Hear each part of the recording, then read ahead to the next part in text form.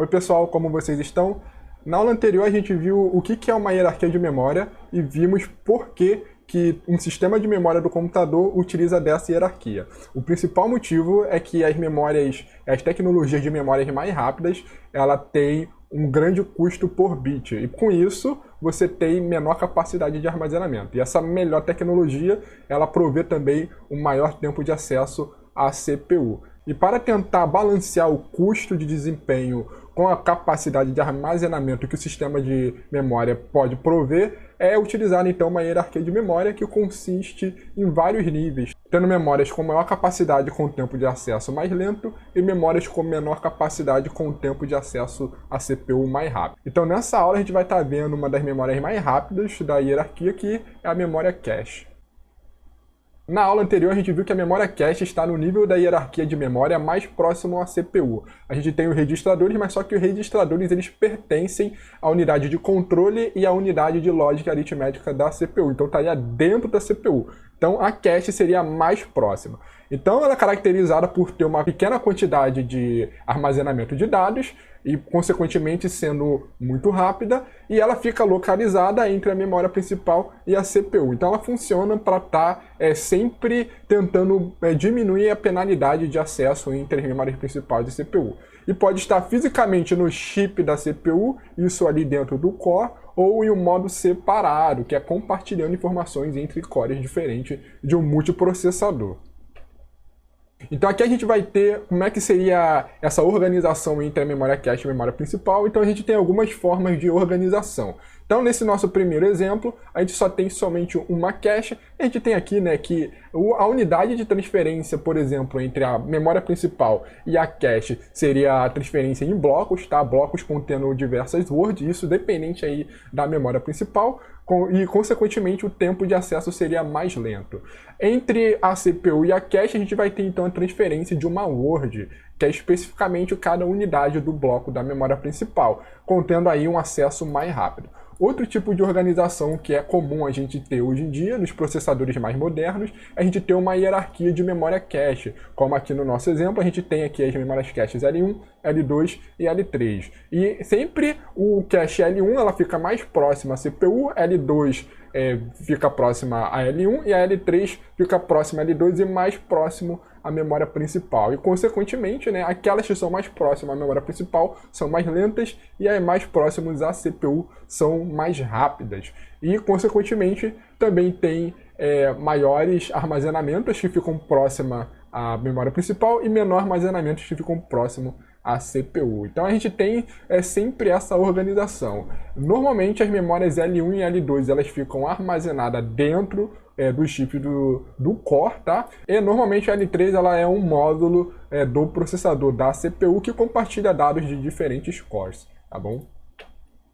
Aqui a gente tem um exemplo de como que é o funcionamento de uma memória cache de forma geral. Então aqui nesse exemplo, na parte esquerda, nessa imagem à esquerda, a gente vai ter alguns dados armazenados na cache que foram feitos por esses acessos de x1, x2, x3 até xn-1. Então depois que a gente teve esses acessos, os dados da memória principal eles são copiados para a nossa memória cache e ela fica com esse formato. Então o que acontece quando a gente tem o acesso agora xn. Então o xn a gente pode ver que por essa imagem do lado esquerdo ele não está contido na memória cache e a gente vai ter que colocar esse dado de alguma forma, tá? Ele vai ter que ficar em algum lugar na memória cache. E como que a gente vai saber quais dados estão presentes na cache e para onde a gente vai copiar esse dado novo, né? Então a gente vai estar vendo então como que são os tipos de maneiras que a gente consegue construir uma memória cache. Então a gente tem alguns elementos a ser considerados para a gente fazer a construção de uma cache.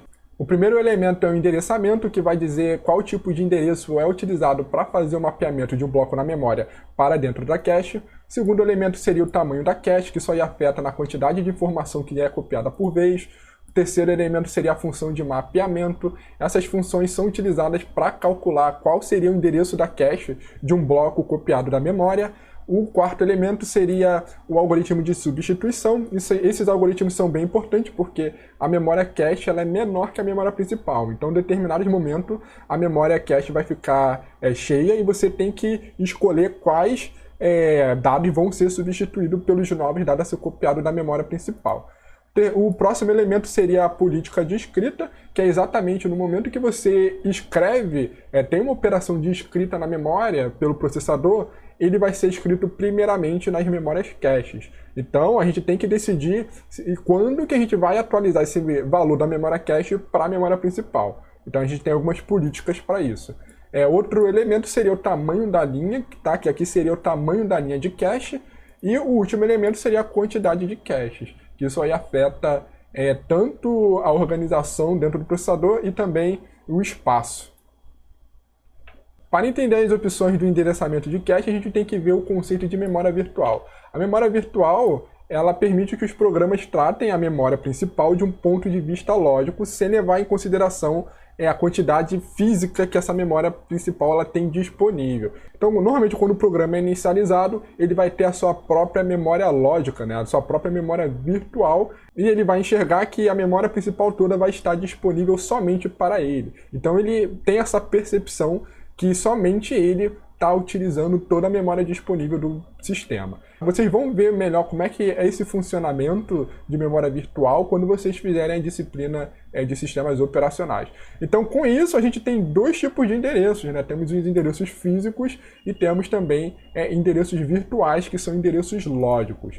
E existe, para leituras e escritas de memória principal, existe um componente de hardware que é chamado de Memory Management Unit, que é uma unidade de gerenciamento de memória, que ele é responsável de converter o endereço da memória virtual para um endereço de memória físico da memória principal. Então, dadas essas informações da memória virtual, a gente tem duas formas de estar construindo a cache. Então, primeiro seria a cache que utiliza o endereço virtual, o endereço lógico, para estar armazenando dados da memória principal. E o segundo seria as caches que utilizam, de fato, os endereços físicos para armazenar o dado da memória principal. Então, no primeiro exemplo, a gente pode ver aqui, ilustrado nessa imagem acima, a gente pode ver que, no caso, o endereço lógico ele seria copiado diretamente para as memórias caches sem estar precisando passar antes pelo hardware especial, né, que é o MMU. Então, dessa forma, a gente conseguiria, por exemplo, facilitar a leitura de um dado na memória cache, porque o processador ele sempre vai ler endereços lógicos. Então, se uma cache ela permite mapear com endereço lógico,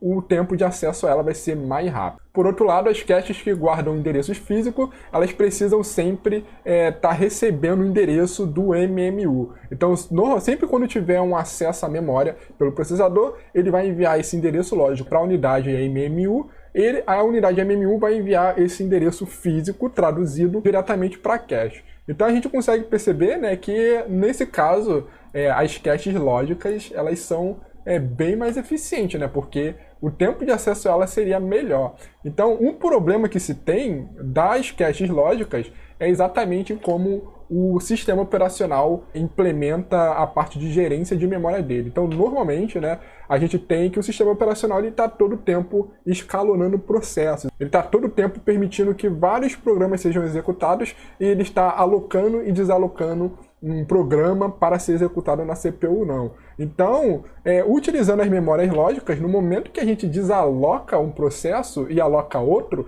a gente vai ter que fazer um flush na memória cache. A gente vai ter que limpar a memória cache para copiar todos os dados do processo novo, do programa novo que está sendo executado. Porque utilizando memórias lógicas, todo o programa ele vai começar do endereço 0 até a quantidade total que ele vai precisar. Então, para que não haja a sobreposição dos endereços zeros lógicos, você tem sempre que limpar a cache, tem sempre que realizar o que a gente chama de flush.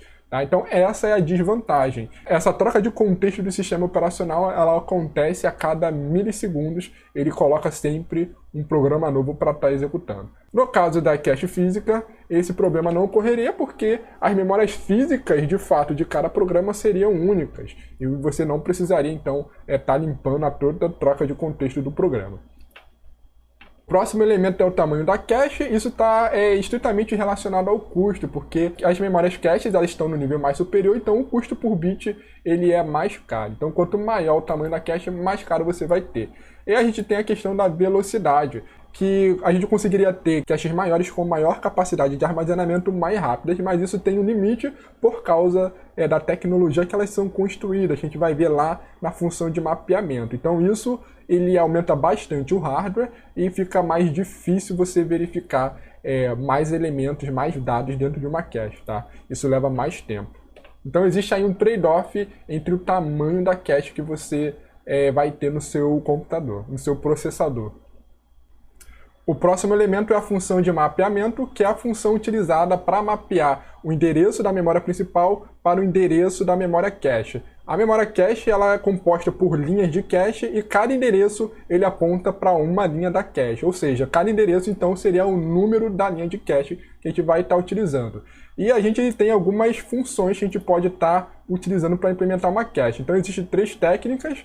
A primeira técnica seria o mapeamento direto, a segunda seria o mapeamento totalmente associativo ou full associativo, e a terceira seria o mapeamento associativo por conjunto ou set associativo. A gente vai estar vendo melhor sobre essas técnicas na próxima aula.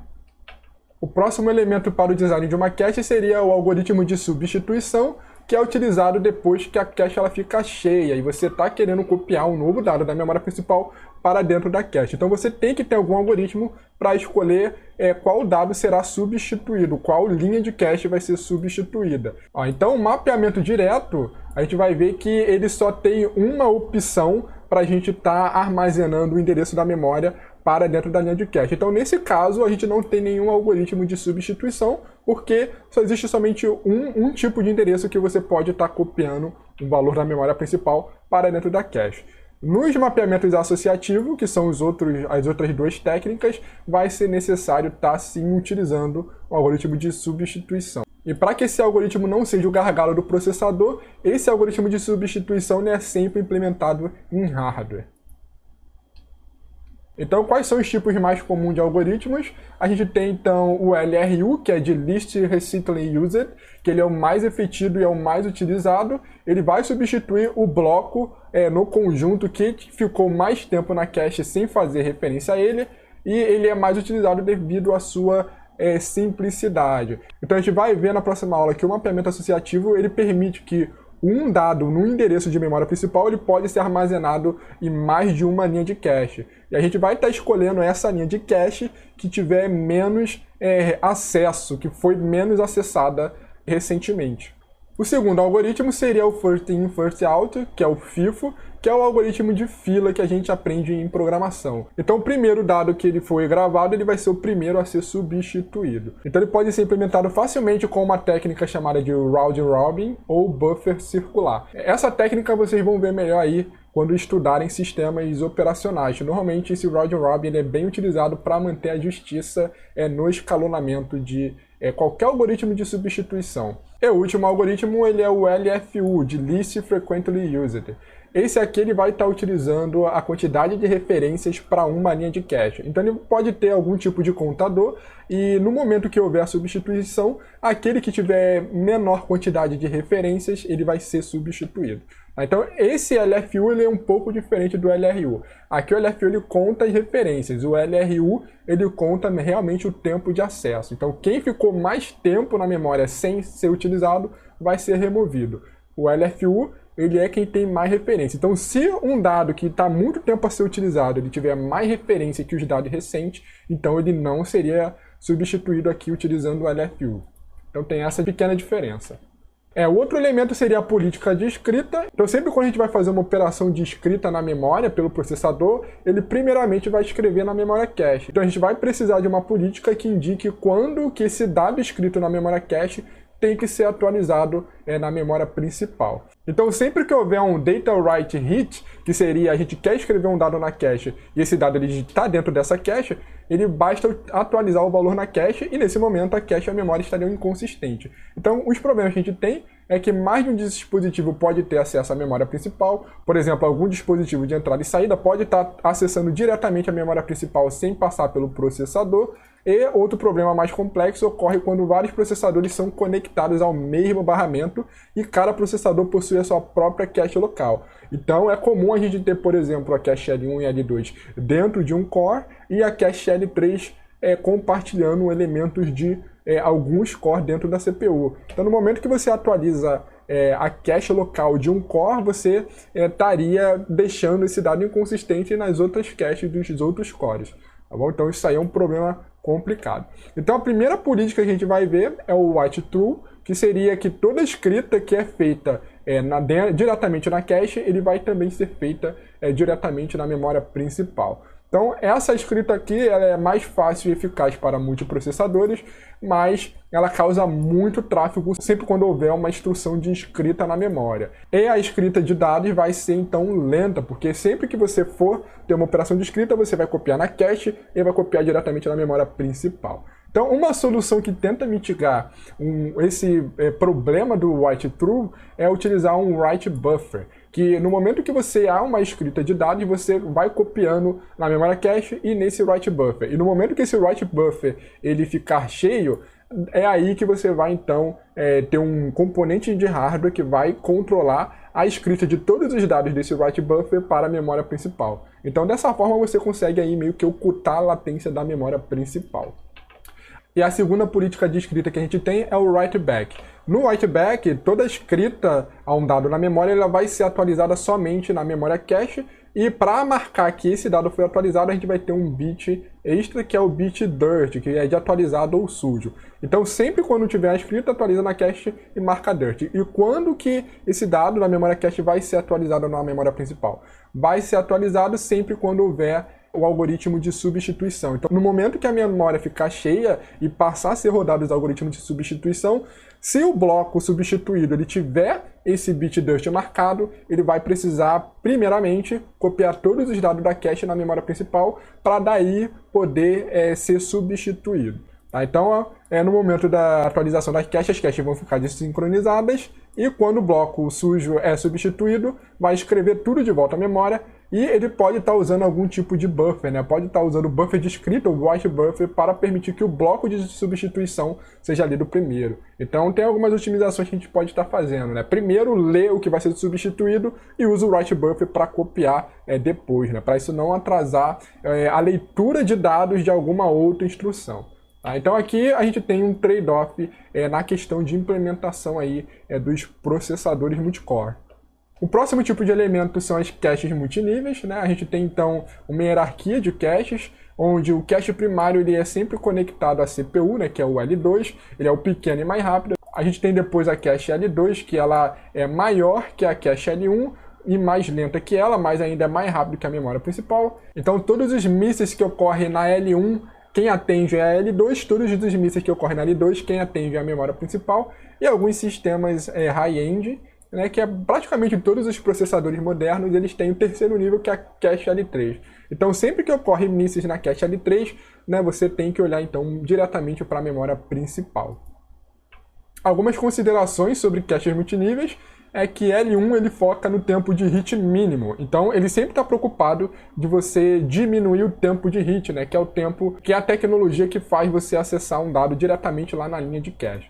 A L2 ela já foca na baixa taxa de miss para evitar acesso à memória principal. Então, normalmente, né, você evita a baixa taxa de miss aumentando a quantidade de blocos, a quantidade de words que cada linha de cache pode armazenar. Então, isso facilita e também a quantidade de linha de cache na memória também facilita a redução dessa taxa de miss.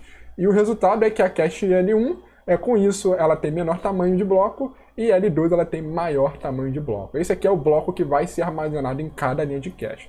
Além disso, o uso de caches multiníveis complica todos os problemas de design relacionados a caches, incluindo o tamanho, algoritmo de substituição e a política de escrita. Porque nesse momento você vai ter que propagar a função desses outros elementos para todos os níveis.